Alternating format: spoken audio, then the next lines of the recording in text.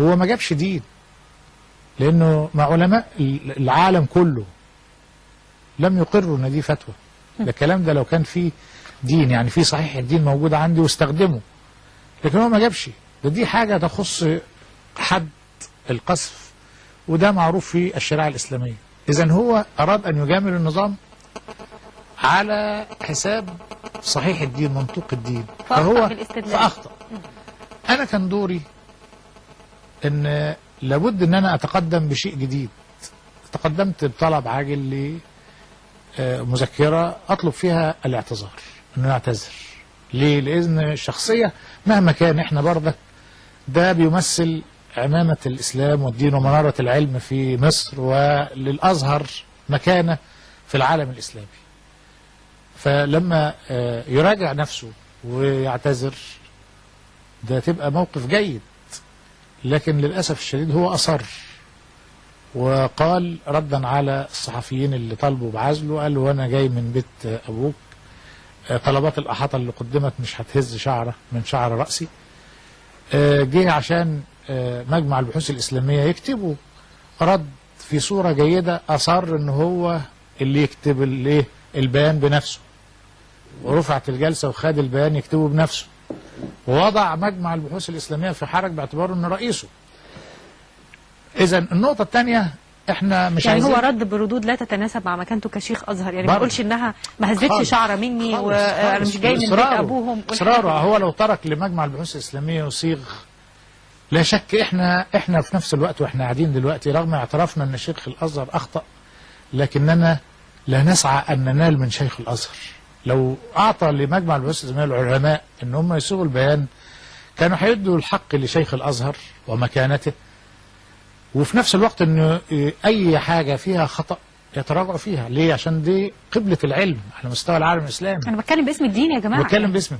فادي النقطة الثانية، هو المفروض، لان انا سمعت الان ان دي مؤسسة المفروض ما لهاش علاقة بالسياسة. الكلام ده غير صحيح، غير مقبول ان انا اعزل مؤسسة دينية كبيرة. دي انا مش عايز، انا عايز اقول احدى مؤسسات الدولة. يعني خلينا نعدل بس الجزئيه، هي مش قال ما تقال، لم يقال، يعني حتى على لسان الاستاذ احمد قال مش ملوش علاقه بالسياسه، يعني ليه علاقه بالامور الكبيره. يعني ماشي، انا خلينا نتخيل لو حب شيخ الازهر وكان زي ما تفضل احد الائمه الان وقال اذا كان شيخ الازهر بيختار بدل ما بيعين، وكان في هذا المكان شخص اخر، كان ايه اللي ممكن يحصل؟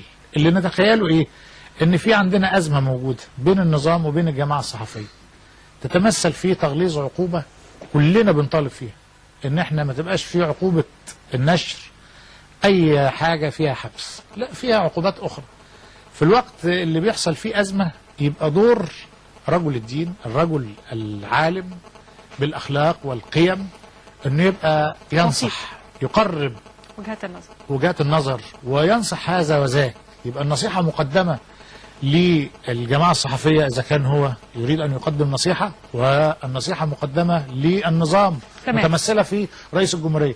اللي حصل أنه بيجامل النظام، وأصبحت المؤسسة اللي هي مؤسسة الدين هي تتبع للنظام ولسان حاله. أخطأ النظام، أخطأت معها المؤسسة في شخص شيخ الازهر. تمام. نرجع مره ثانيه. استاذ سعيد ليك تعليق قبل ما ارجع للمناقشه؟ بس عايز اقول المساله مش ان هو تابع الحكومه وبياخد توجيهاتها ولا لا. يعني افرض ان هو بره الحكومه، يعني شيخ الازهر ده معارض وطلع الفتوى دي، هنمشي وراه؟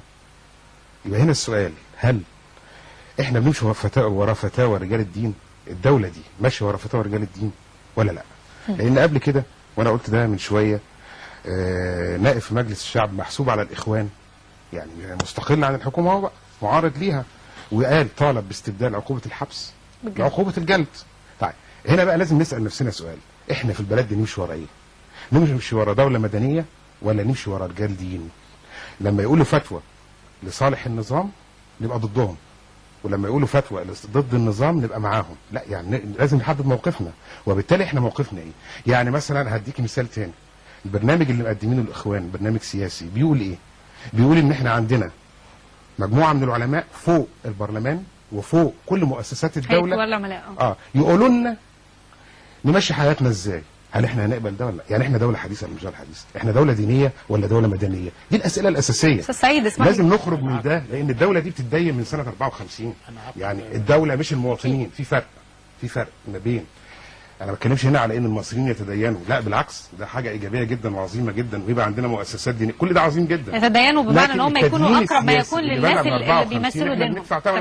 بس في حاجه استاذ سعيد عايز اقولها لحضرتك. الاخوان على سبيل المثال، هاكد بس النقطه ديت، على سبيل المثال بيقولوا لنا علماء يحكموا البلد فوق البرلمان وفوق وفوق وفوق. يعني انا لو حبيت امشي خطوتين اروح اسال العلماء بتوع الاخوان، كده هبقى انا راجل وطني؟ مش هسال بقى علماء حسني مبارك. استاذ سعيد على فكره انا عايز اقول لحضرتك حاجه، هنا الفكره تمام احنا دوله ايه بالظبط؟ تمام يعني بعيدا بقى عن الدوله المدنيه ولا دوله هتبقى دينيه. قبل تعليق حضرتك استاذ محسن عايز اقول جزء صغير بس، وهو خاص حتى لو كان رجل دين واحد العلماء واحد كبار العلماء، بلاش حتى العلماء، الطبيعي ديننا امرنا باعمال العقل. يا جماعه نبص للنص اللي جه، النص ده يتوافق ولا لا يتوافق؟ حتى فطرة المسلم الفطرة الطبيعية تستطيع التمييز بين الحلال والحرام. فخلينا نقول ان حتى لو رجل دين يمكن مراجعته ان تم النقاش. واعتقد كتير جدا من العلماء والائمه لما كانوا بيرجعوا لهم في حاجات يقول لهم والله انا مش عارف، يعني طب هدور واقول لك، ولو اخطا فاعتقد كان بيقبل النقاش. سؤالي لحضرتك ايه بقى؟ احنا ملزمين بان انا اطبق اي فتوى لاي عالم دين؟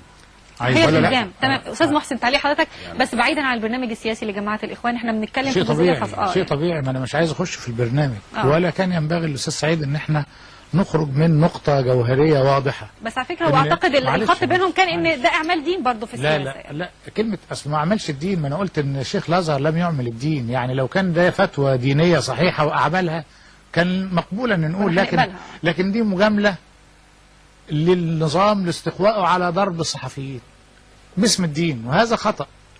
أنا عايز أقول 3 نقاط. النقطة الأولى إن ما هوش رأي، لأن الأستاذ سعيد قال ده رأي. لا مش رأي، أصل الرأي للأشخاص العاديين اللي هم بيتكلموا، أما ده مسؤول. نفس الحكاية لما وقع فيها وزير الثقافة وقال على قضية الحجاب ده رأيي الشخصي. إحنا في المجلس وأعلنها الدكتور فتحي سرور قال لا، الوزير منصب سياسي ولا يقول رأيه الخاص. رأيه الخاص ده ما يتقالش، أو حتى لو حب يقول بصفتي. أنا بتكلم دلوقتي بصفتي فلان. أدي نمرة 1. نمرة 2 الموقف واضح إن دي شبهة المجاملة. هو بيجامل فلازم عايز يدور على نص يستخدمه عشان يجامل بيه النظام، فوقع في المحظور. أدي النقطة الثانية. النقطة الثالثة، أنا بصفتي يعني نائب في البرلمان ونافحنا كثيرا وما زلت بفضل الله تعالى في نقص حوالي تقريبا يمكن 17 أو 16 مادة بنسعى لإلغاء عقوبة الحبس فيهم.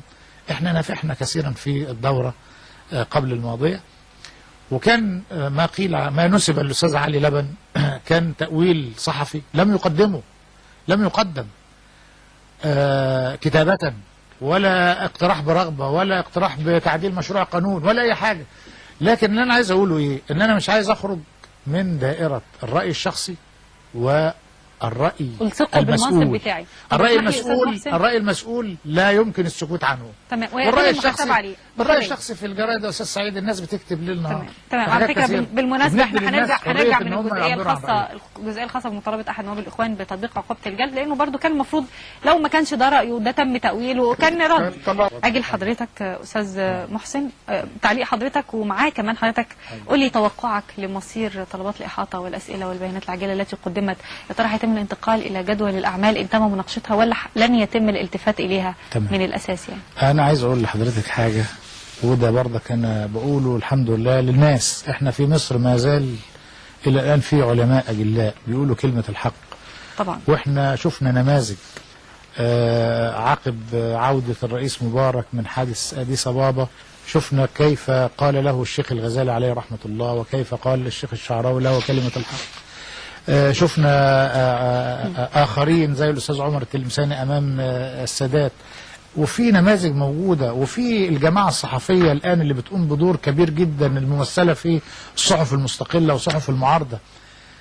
أنا الآن في شيء لابد أن يعالج، وهو أن في منصب شيخ الأزهر بيسيء إلى المؤسسة الدينية في مصر. ليه؟ لأنه أخطأ خطأ فادح بشهود كافة العلماء ولم يعتذر عنه، وهذا لن يصحح إلا عن طريق استقلالية الأزهر اللي احنا بنطالب بيه. طب ولذلك أستاذ محسن، استقلالية الأزهر هيعطي للعالم حيدته، بحيث ان هو لن يسعى الى مجامله إرضاء جهة النظام من وارضاء الجهات. جهه من طب استاذ محسن، ليه الموضوع اتطبق وتم محاسبه الشيخ اللي اصدر الفتوى الخاصه بارضاع الكبير وتم محاسبته ولم يتم التهاون في محاسبته؟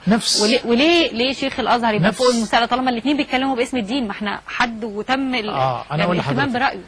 نفس الشيء، هذه الفتوى لا تقل خطوره عن فتوى ارضاع الكبير، لكن ارضاع الكبير لانها لا تمس النظام فتم محاسبه الشخص.